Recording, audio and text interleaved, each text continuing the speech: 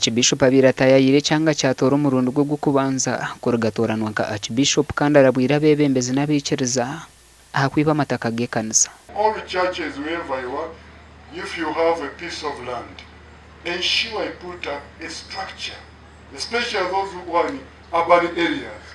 Put there something. Those of you in the villages, do like we have already suggested.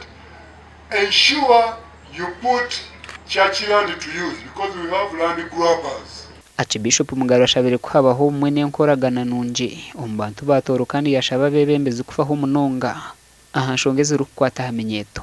Thank you for supporting children. Ensure you always give the first priority to children and youth, because once you really neglect them,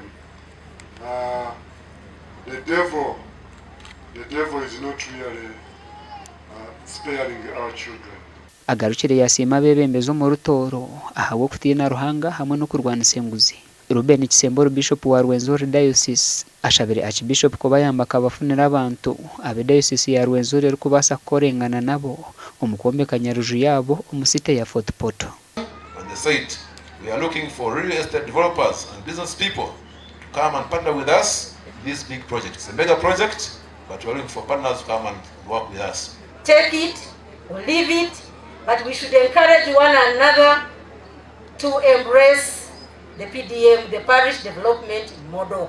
Omuganda obureberezi bwa East Rwenzori Diocese mu district ya Kamwenge butangirire Akiibiishopu w'ekanisa ya Uganda mu kitinisa kandi asimire enkoragana nungi eri hagati y'obureberezi obu hamwe n'aba Rwenzori. And your grace ejinitimu yona eija kukwakira alimu retired Bishop Edward Bamuchwanira, Mama Anna, retired Bishop Jeffrey na Mama Karen Mergo. Abebembezi basimire enkoragana nungi eri hagati y'amadini na gavumenti kandi nokwekoraganisa kugumiza mu nekwatanisa ekongera entunguuko mu bantu. When we saw your cars on that hill sloping down to cross from Kabarole district to land in Kamwenge district in East Rwenzori Diocese, we were filled with great joy, like the Holy Spirit was amidst us.